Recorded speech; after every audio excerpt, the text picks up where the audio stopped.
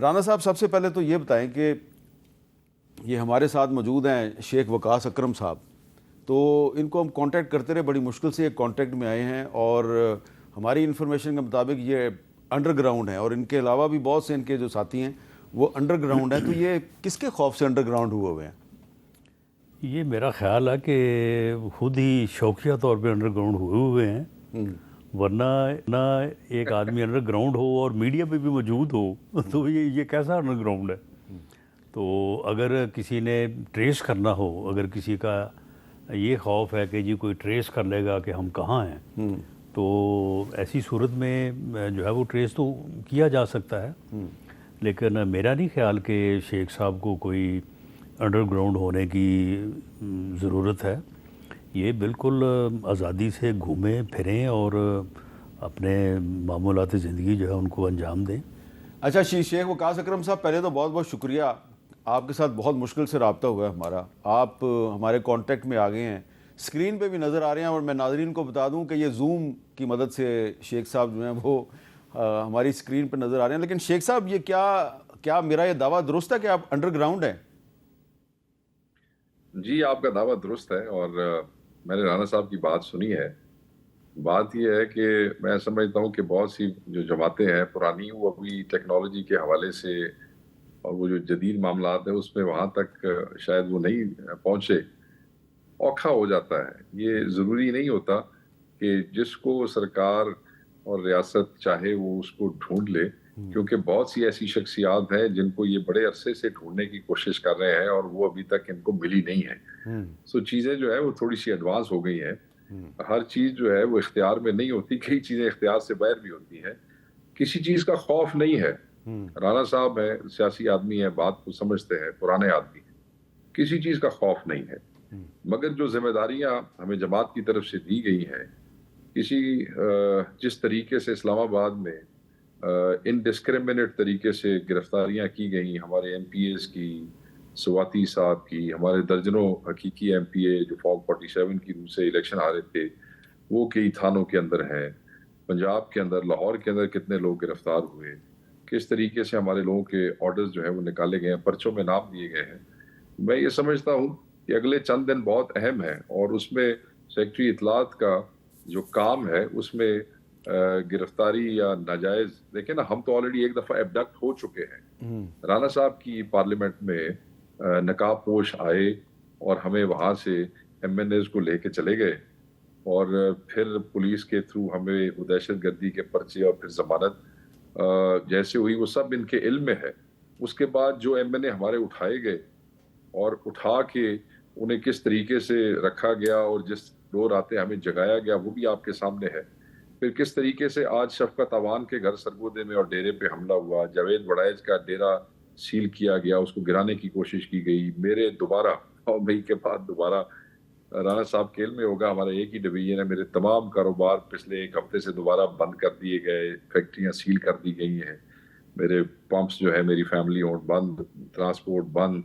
ساتھ آپ یہ دیکھ لیں کہ سعد اللہ کی بیوی کو اور بیٹی کو اٹھایا گیا. ساتھ آپ یہ دیکھ لیں ریاض فتیانہ، وہ بھی انہی کے ڈویژن میں سے ہے، ان کے بیٹے حسن کو 6 دن کے لیے لے گئے اور پھر اٹھایا گیا. تو بات یہ ہے کہ ہم نے اپنے لوگوں کو محفوظ کیا ہے، ایم این ایز کو، اور ڈر خوف نہیں ہوتا. صرف جو ٹارگٹ آپ نے اچیو کرنا ہوتا ہے وہ اس کو اسموتھ طریقے سے لے جانے کے لیے آپ کچھ عرصے کے لیے روپوش ہوتے ہیں. وہ وقت گزر جائے گا. یہی پاکستان ہے، جتنا رانا صاحب کا ہے اتنا ہمارا ہے، اتنا حامد میر صاحب کا ہے. اوور گراؤنڈ بھی ہوں گے، انڈر گراؤنڈ بھی ہوں گے، ملک تو چھوڑ کے نہیں جا سکتے جی، یہیں رہیں گے.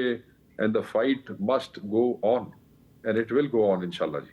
تو رانا صاحب، یہ جو پھر آئینی ترمیم کا معاملہ ہے، شاید اس کی وجہ سے یہ سارے انڈر گراؤنڈ ہوئے ہیں، اور جب اجلاس بلایا جائے گا پارلیمنٹ کا تو یہ آ جائیں گے.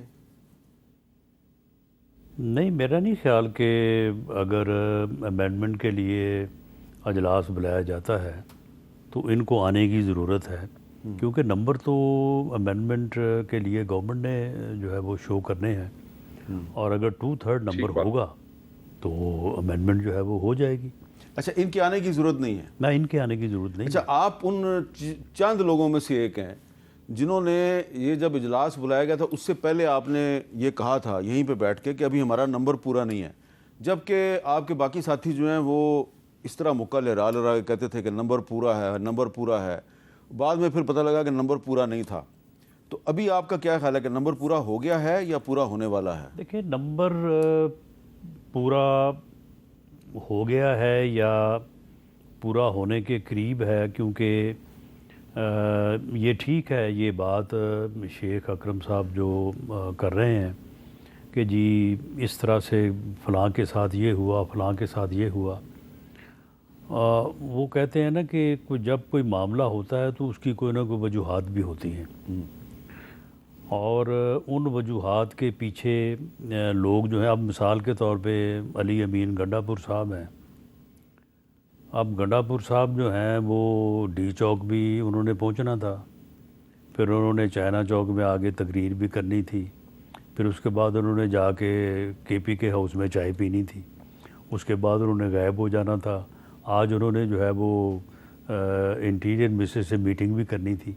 تو یہ ساری چیزیں جو ہیں یہ یک طرفہ نہیں ہوتی، ان میں کچھ اور وجوہات بھی ہوتی ہیں، اور جو لوگ یہ بات کر رہے ہوتے ہیں کہ جی ہمارے ساتھ یہ ہو رہا ہے، ہمارے ساتھ وہ ہو رہا ہے، ان کے بھی معاملات میں کچھ خرابی جو ہے نا وہ ہوتی ہے. ورنہ اس طرح سے جو ہے وہ بات جو ہے نا وہ ہو نہیں سکتی.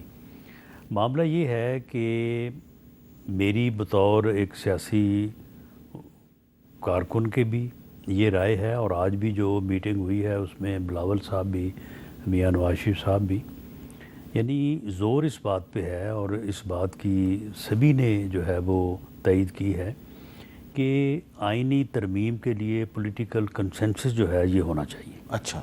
اور پولیٹیکل کنسنسس مینز کہ Peoples Party, P M L N, ساتھ جو الائز پارٹیز گورنمنٹ میں شامل ہیں، اور ساتھ مولانا فضل الرحمان صاحب JUI، کیونکہ ان کے درمیان ایک گفتگو جاری تھی، کنسلٹیشن جاری تھی، اور پھر ایک مرحلے پہ جا کے مولانا کی طرف سے یہ تجویز آئی کہ جی وقت جو ہے وہ بہت کم ہے، اور یہ اجلاس آپ 10 بجے سے 4 بجے، 4 بجے سے 7، 7 سے 10، تو آپ ایسا کریں کہ اس کے لیے کوئی تھوڑا ٹائم رکھیں. ہم بھی اس کے اوپر کام کرتے ہیں، آپ بھی کام کریں، اور ایک کنسنسس جو ہے وہ پیدا کیا جائے. اس کنسنسس کے اوپر بات چل رہی ہے، اور میں سمجھتا ہوں کہ وہ کنسنسس جو ہے وہ بھی قریب ہے کہ اس کنسنسس کے نتیجے میں جو ہے وہ امینڈمنٹ ہو. اور اس کنسنسس میں میں تو کہوں گا کہ PTI کو بھی شامل ہو جانا تو چاہیے. لیکن PTI اس وقت شامل ہوگی نا جب یہ چھاپے بند ہو جائیں گے، جب شیخ صاحب کہہ رہے ہیں کہ ان کے ساتھیوں کے گھروں پہ، ڈیروں پہ چھاپے مارے جا رہے ہیں. بہرحال یہ عمر ایوب کے گھر 2 دفعہ چھاپا پڑا اسلام آباد، عمر ایوب کے گھر. عمر ایوب کے گھر پہ چھاپا پڑ رہا ہے، اپوزیشن لیڈر کے گھر پہ چھاپا پڑ رہا ہے. بہرحال یہ مجھے نہیں معلوم کہ یہ چھاپا کب پڑا ہے اور کیوں پڑا ہے. لیکن علی امین گنڈا پور صاحب تو ادھر اسلام آباد میں جو ہے وہ ان کے اوپر کوئی چھاپا نہیں پڑا. اچھا، وہ پکڑے بھی نہیں گئے، یہ ذرا شیخ صاحب سے بھی پہنچ گئے. شیخ صاحب سے پوچھتے ہیں. رانا صاحب تسی ڈھونڈ ہی نہیں سکے علی امین نو. اچھا شیخ صاحب یہ بتائیں کہ یہ جو آج علی امین گنڈا پور صاحب کے ایک طرف بیٹھے ہوئے تھے فیصل کریم کونڈی صاحب، دوسری طرف محسن نقوی صاحب، تو یہ جو امیج ہے، اس امیج سے کیا جو رانا ثناء اللہ صاحب نے ایک معنی خیز مسکراہٹ کے ساتھ ہلکے پھلکے انداز میں کچھ جو باتیں کی ہیں، اس کے لوگ بہت سے مطلب نہیں نکالیں گے؟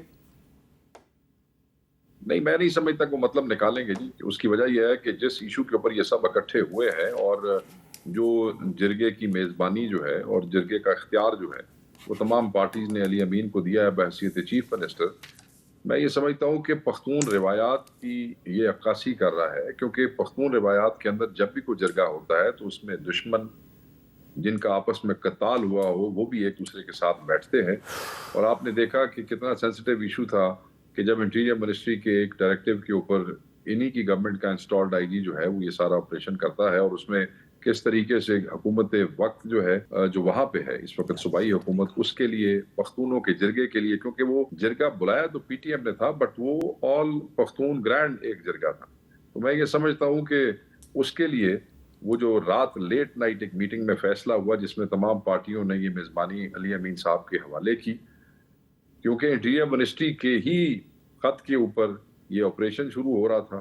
انٹیریئر منسٹری نے ہی ان کو بین کیا تھا فیڈرل گورنمنٹ نے. تو اس کا وہی نمائندہ جو کل علی امین کے اوپر ربڑ کی گولیاں برسا رہا تھا، جو کل علی امین پہ ٹیئر گیس برسا رہا تھا اور اسلام آباد کی سڑکوں پہ روز صبح ایف سی اور پولیس کے جتھوں کا معائنہ کر رہا تھا. آپ یہ دیکھیں کہ پختون روایتیں کہ دشمن بھی دروازے پہ آیا تو انہوں نے وہ بدلہ نہ لیا, وہ رویہ نہ دکھایا کہ جو اسلام آباد آنے پہ پختونوں کے چیف منسٹر کے ساتھ فیڈرل گورنمنٹ نے تھرو محسن نقوی روا رکھا. گورنر کا وہاں بیٹھنا اس لیے ضروری تھا کیونکہ ٹرائبل معاملات میں آپ کو پتہ ہے, آپ ان چیزوں کو جانتے ہیں کہ گورنر کی پریکٹیکل بہت سی وہ ایک رول ہوتا ہے فیڈرل گورنمنٹ کی طرف سے. تو اس نے فور اے گرینڈ جرگا اور ایک پختون اس کے حق میں بہترین میزبانی کا اور پختونوں کی روایت کی جو ہے وہ پاس رکھا ہے. میں یہ سمجھتا ہوں کہ اس کے صبر اور ہمت کی مثال جو ہے وہ شاید نہ ملے کہ 2 دن پہلے آپ اس کے ساتھ اسلام آباد میں کیا کر رہے ہیں, آج آپ اس کے کیپٹل میں بیٹھے ہیں. اچھا لیکن اور وہ آپ کے ساتھ کیا کر رہا ہے.